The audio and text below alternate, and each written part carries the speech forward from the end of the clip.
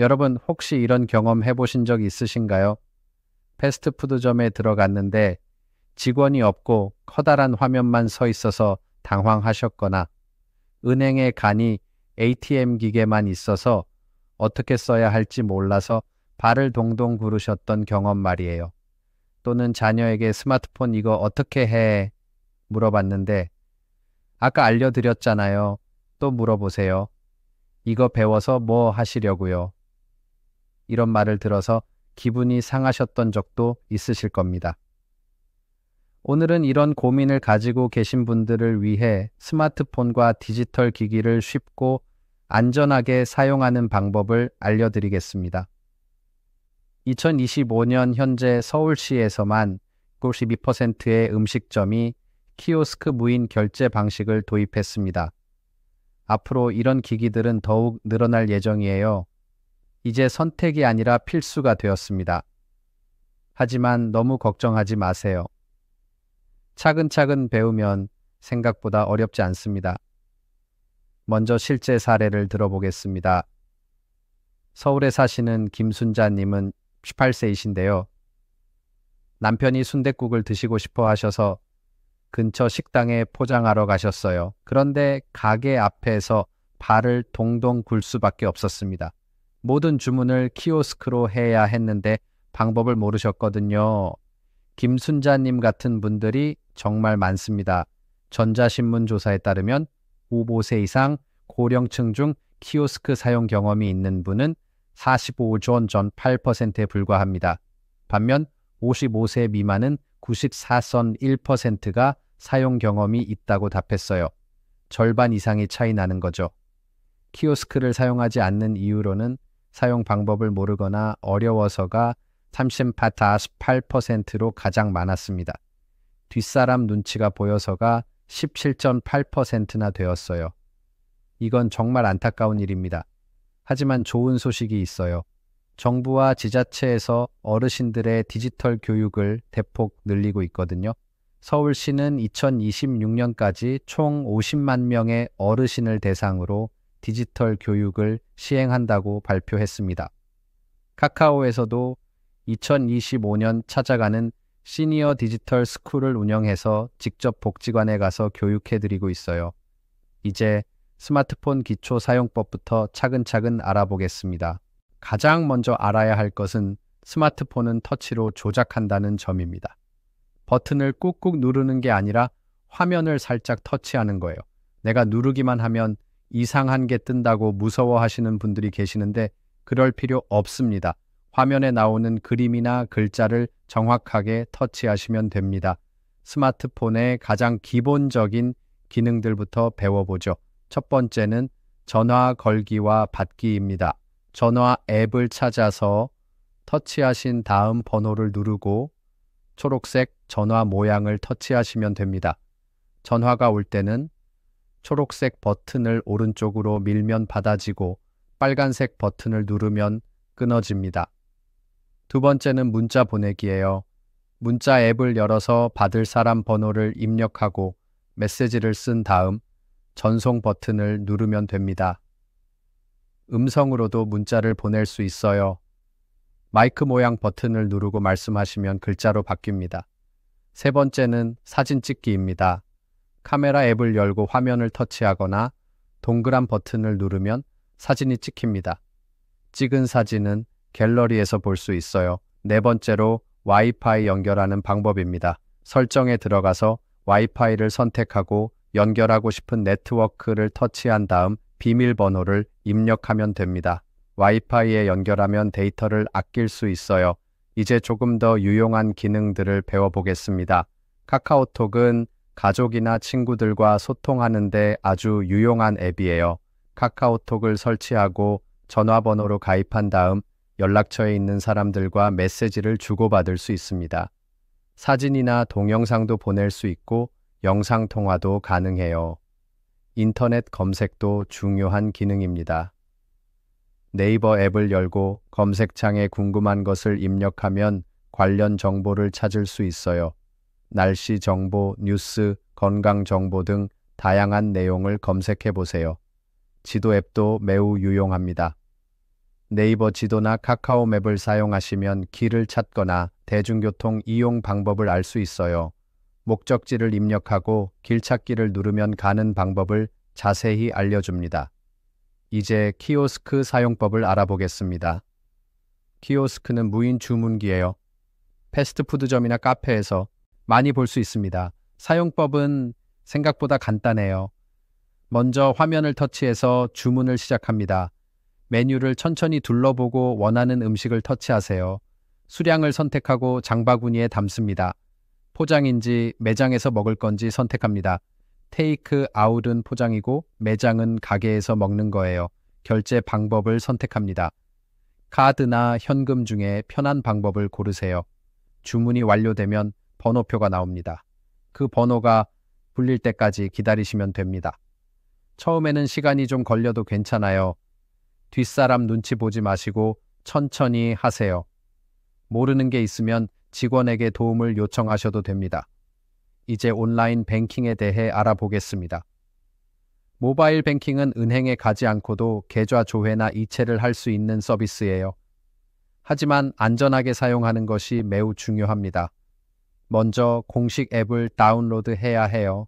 앱스토어나 플레이스토어에서 본인이 사용하는 은행의 공식 앱을 설치하세요. 절대로 링크를 클릭해서 설치하면 안 됩니다.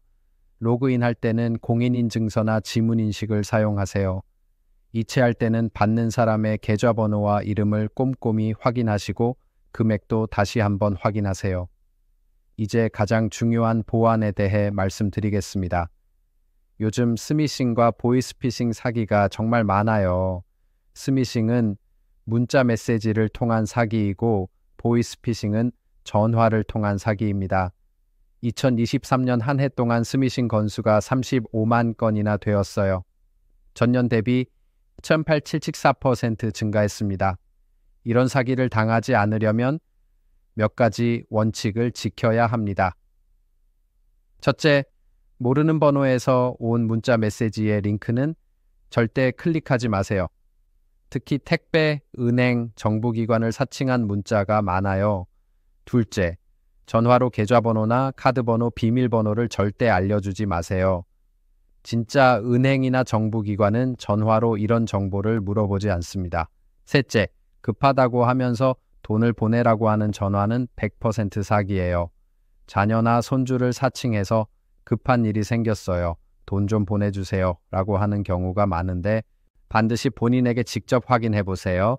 넷째, 시티즌 코난 같은 보안 앱을 설치하시면 위험한 전화나 문자를 미리 차단해 줍니다. 다섯째, 의심스러운 상황이 생기면 즉시 경찰청 사이버수사대 팸 88C나 금융감독원 보이스피싱 신고센터 13832에 신고하세요. 유튜브 사용법도 간단히 알려드릴게요. 유튜브는 다양한 동영상을 볼 수 있는 앱이에요. 검색창에 보고 싶은 내용을 입력하면 관련 영상들이 나와요. 건강정보, 요리법, 운동법, 여행정보 등 정말 다양한 내용을 무료로 볼 수 있습니다.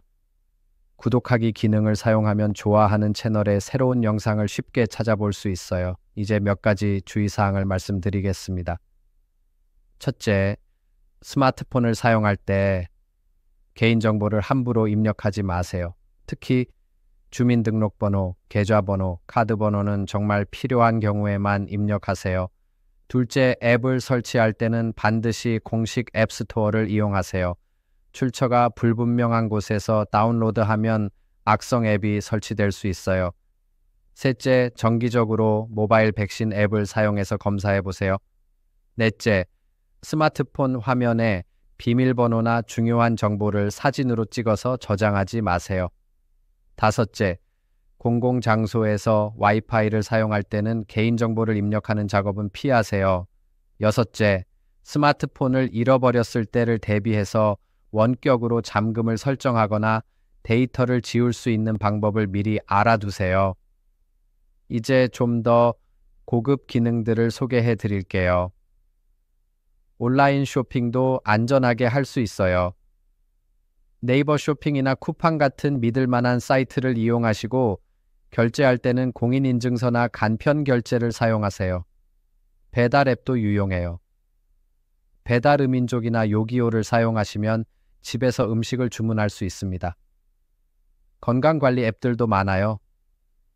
만보기 앱으로 걸음수를 확인하거나 혈압, 혈당을 기록할 수 있는 앱들이 있습니다. 하지만 건강 정보는 반드시 의사와 상담하셔서 확인받으시기 바랍니다. 택시 앱도 편리해요. 카카오 택시를 사용하시면 현재 위치에서 택시를 부를 수 있고 요금도 미리 확인할 수 있어요. 대중교통 앱으로는 지하철 노선도를 보거나 버스 도착 시간을 확인할 수 있습니다. 날씨 앱으로 매일 날씨를 확인하시고 미세먼지 정보도 체크해 보세요. 뉴스 앱으로는 하루의 주요 뉴스를 확인할 수 있어요. 하지만 가짜 뉴스도 많으니까 믿을 만한 언론사의 뉴스를 보시길 권합니다. 사진 편집 앱을 사용하면 찍은 사진을 더 예쁘게 만들 수 있어요. 밝기를 조절하거나 필터를 적용해서 멋진 사진을 만들어 보세요. 가족들과 공유하면 정말 좋아하실 거예요. 음성인식 기능도 유용합니다. 안녕하세요 라고 말하면 글자로 변환되는 기능이에요. 타이핑이 어려우실 때 음성으로 검색하거나 메시지를 보낼 수 있습니다. 이제 디지털 기기를 사용할 때 꼭 기억해야 할 황금 원칙들을 정리해 드릴게요. 첫째, 천천히 하세요. 급하게 할 필요 없어요. 실수하는 것보다 차근차근 하는 게 훨씬 좋습니다. 둘째, 모르는 건 부끄러운 게 아니에요. 언제든지 물어보시고 도움을 요청하세요. 셋째, 같은 걸 여러 번 물어봐도 괜찮아요. 익숙해질 때까지 반복해서 연습하세요. 넷째, 안전이 최우선이에요. 의심스러운 건 하지 마시고 확실한 것만 하세요. 다섯째, 하나씩 차례대로 배우세요. 한 번에 모든 걸 배우려고 하지 마시고 필요한 것부터 하나씩 익혀가세요. 여섯째, 가족이나 친구들과 함께 배우시면 더 재미있고 쉬워요. 일곱째, 실수해도 괜찮다는 마음가짐을 가지세요. 누구나 처음엔 서투르니까 너무 스트레스 받지 마세요. 여덟째, 정기적으로 연습하세요. 한번 배운 것도 안 쓰면 까먹으니까 꾸준히 사용해 보세요. 이제 어디서 도움을 받을 수 있는지 알려드릴게요. 가장 가까운 곳은 주민센터예요. 많은 주민센터에서 시니어 대상 스마트폰 교육을 하고 있어요. 노인복지관이나 노인종합복지센터에서도 정기적으로 교육을 진행합니다. 도서관에서도 디지털 교육 프로그램을 운영하는 곳이 많아요. SK텔레콤, KT, LG U+ 등 통신사 매장에서도 무료로 스마트폰 교육을 해줍니다. 알기 쉬운 스마트폰 교실 같은 프로그램을 운영해서 어르신들이 쉽게 배울 수 있도록 도와드려요. 심지어 어르신이 어르신을 가르치는 프로그램도 있어요. 같은 또래라서 더 잘 이해하고 설명해 주시거든요. 온라인으로도 배울 수 있어요. 서울디지털재단의 어디나 5분 클래스, 유튜브 채널에서는 5분 내외의 짧은 영상으로 스마트폰 사용법을 알려줍니다. 카카오에서 운영하는 찾아가는 시니어 디지털 스쿨에서는 직접 복지관이나 경로당으로 찾아가서 교육해줍니다. 교재도 무료로 받을 수 있어요. 비용은 대부분 무료이거나 아주 저렴합니다. 정부에서 디지털 격차 해소를 위해 예산을 많이 지원하고 있거든요. 망설이지 마시고 가까운 교육기관에 문의해보세요. 분명히 많은 도움을 받으실 수 있을 거예요. 마지막으로 중요한 이야기를 하나 더 드리고 싶어요. 디지털 기기를 못 쓴다고 해서 자책하지 마세요. 여러분이 지금까지 살아오시면서 경험하신 것들과 지혜는 그 무엇과도 바꿀 수 없는 소중한 자산입니다. 디지털은 그저 생활을 좀 더 편리하게 해주는 도구일 뿐이에요. 하지만 이 도구를 잘 활용하시면 가족과 더 자주 연락할 수 있고 새로운 정보도 쉽게 얻을 수 있어요. 건강관리도 더 체계적으로 할 수 있고 취미 생활도 더 풍부해질 수 있어요. 무엇보다 자신감이 생기실 거예요. 나도 할 수 있구나 하는 성취감을 느끼시게 될 거거든요. 처음엔 어려워도 조금씩 익숙해지면 생각보다 재미있어요. 여러분의 일상이 더욱 풍요로워질 거예요. 오늘 말씀드린 내용 중에서 가장 필요한 것 하나부터 시작해 보세요. 전화 걸기가 어려우시면 전화 걸기부터, 문자가 어려우시면 문자부터 차근차근 시작하시면 됩니다. 중요한 건 시작하는 거예요. 그리고 주변에 도움이 필요한 가족이나 이웃이 계시다면 오늘 배운 내용을 꼭 알려주세요. 함께 배우고 함께 성장하는 것이 가장 좋은 방법이니까요. 여러분 모두 디지털 세상에서도 당당하고 행복하게 생활하시길 바랍니다. 감사합니다.